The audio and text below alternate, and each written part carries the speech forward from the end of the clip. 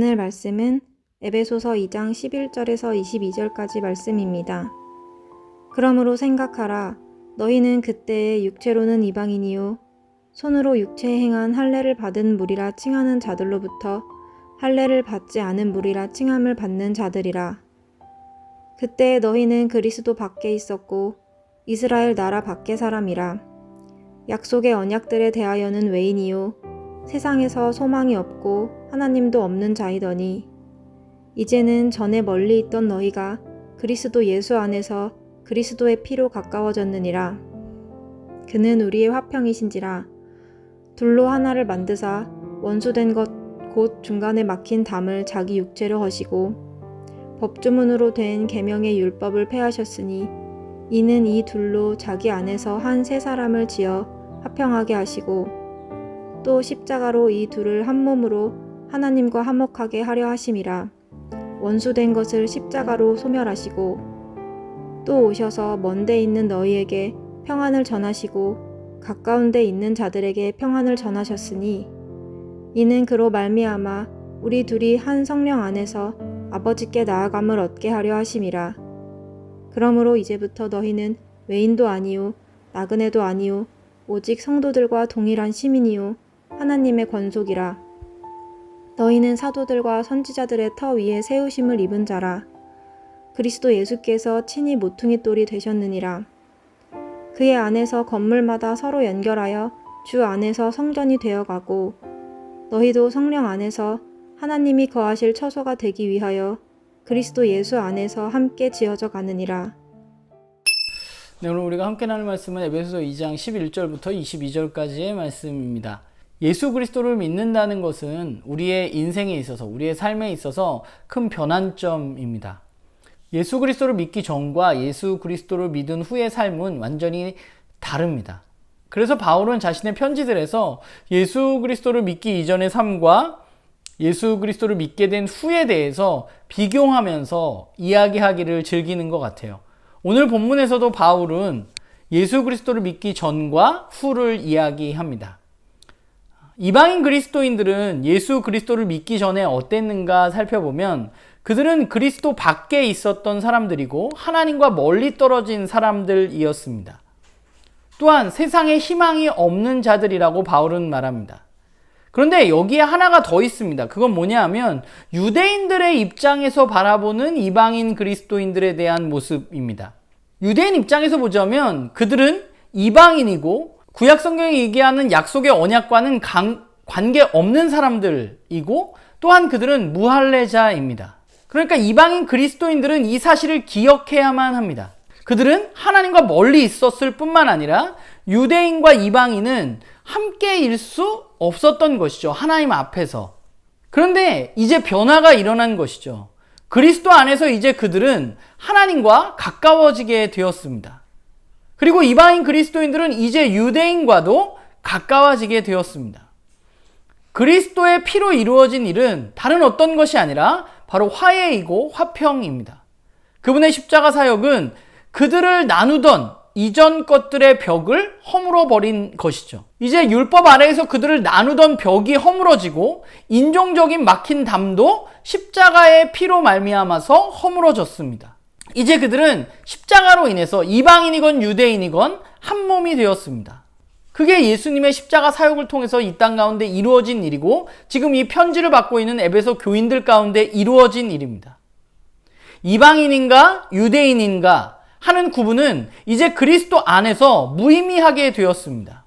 왜냐하면 그리스도의 십자가 사역을 통해서 그들이 새 사람이 되었기 때문입니다.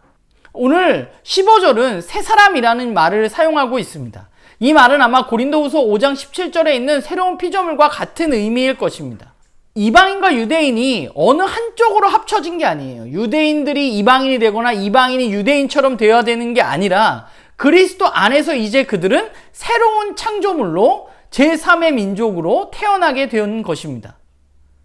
그렇기 때문에 그리스도 안에 있다면 이제 인종적인 유대인이건 이방이건 이런 논의 자체가 무의미해지는 것이죠.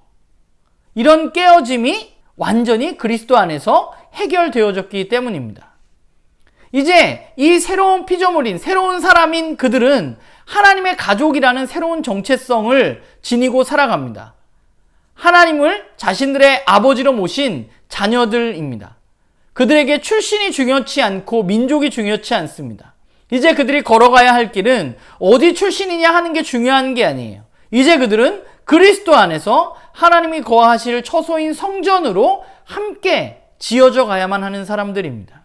저는 오늘 말씀을 보면서 중요한 게 함께 지어져 가는 것이라는 생각을 하게 돼요. 따로가 아니라 함께 그들은 지어져 가야만 합니다. 출신도 배경도 그 어떤 것도 중요치 않고 이제 그리스도 안에서 그들은 하나가 되어서 함께 자신들에게 하나님이 거하실 처소로 그들은 자라가야만 하는 것이죠. 그러기 위해서 그들은 사도들과 선지자들의 가르침은 물론이고 예수 그리스도를 중심으로 함께 계속해서 자라가야만 하는 것입니다. 그게 바로 예수 그리스도의 십자가 석혼을 통해서 이루어진 새로운 한 사람, 한 민족이 가야 할 길인 것입니다. 우리가 어딜 가나 그렇잖아요. 특별히 우리나라는 학연이나 지연 같은 것이 존재하고 굉장히 중요하게 생각합니다. 어디 출신인지, 어디서 배웠는지. 그래서 사실 이런 것 때문에 우리나라에도 많은 문제들이 일어나죠. 팔은 안으로 굽기 때문에 자신과 관계에 있는 사람들에게 더 많은 관심을 갖게 되는 것입니다. 아마 우리보다 당시에 이방인과 유대인이라는 이 벽은 훨씬 더 높았을 것입니다. 그들은 존재 자체가 다르다고 생각했고 유대인들이 보기에 이방인들은 하나님의 언약과는 상관없는 사람들이었습니다. 그런데 그런 그들에게 예수 그리스도를 통해서 이 모든 것들이, 그런 벽들이 의미가 없어졌습니다. 그리스도 예수의 십자가 사건으로 인해서 그 벽이 완전히 허물어졌기 때문입니다. 유대인이 더 위에 있는 것도 아니고 이방인이 더 나은 것도 아닙니다. 그리스도 안에서 그들은 새로운 한 사람, 새로운 피조물이 되었습니다. 어디에 합류된 것이 아니기 때문에 누가 더 낫다고 이야기할 수 없습니다. 오직 그리스도 안에서 그들에게 이제 하나님의 가족이라는 새로운 정체성이 부여된 것이죠.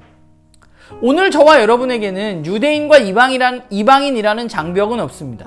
그러나 여전히 우리 안에는 출생, 학벌, 경제적인 능력, 사회적인 지위, 이런 것들에 대한 다름이 존재합니다. 그리고 그 다름은 우리를 어렵게 하기도 합니다. 그러나 말씀은 우리에게 그리스도 안에서 이 모든 것이 허물어졌다고 말하고 있습니다. 그리스도 안에서 그저 우리는 한 아버지를 모신 하나님의 가족입니다. 가족이란 존재는 어떤 존재냐? 조금 부족하다 해서 그들을 내치는 것이 아니라, 그들과 관계없는 것이 아니라 조금 부족하더라도 그들과 함께 이 길을 걸어가며 사랑하는 것입니다. 서로 이해해주고 기다려주는 존재가 바로 가족입니다. 우리가 하나님의 가족으로 해야 할 일은 우리가 이렇게 다르기 때문에 할 수 없어가 아니라 이제 함께 하나님이 거하실 처소로 지어져 가느냐 하는 것입니다. 사실 다른 것에 우리가 신경 쓸 겨를이 없습니다. 그리고 그래서도 안 됩니다. 왜냐하면 우리가 모인 이유가 바로 그것이기 때문입니다. 교회 공동체라는 것은 결국 하나님이 거하실 처소입니다. 그리고 이 안에 하나님이 거하실 처소가 되기 위해서 어떤 이유로 누군가가 배제되어질 수는 없습니다. 차별받아서도 안 됩니다. 왜냐하면 우리는 그리스도 안에서 한 가족이기 때문입니다.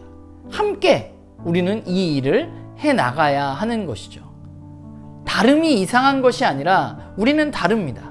중요한 것은 그게 아니라 우리가 그리스도 안에서 새로운 정체성을 얻게 되었고 우리는 하나님의 가족으로 이제 함께 하나님이 거하실 공동체로 자라가야만 하는 것이죠.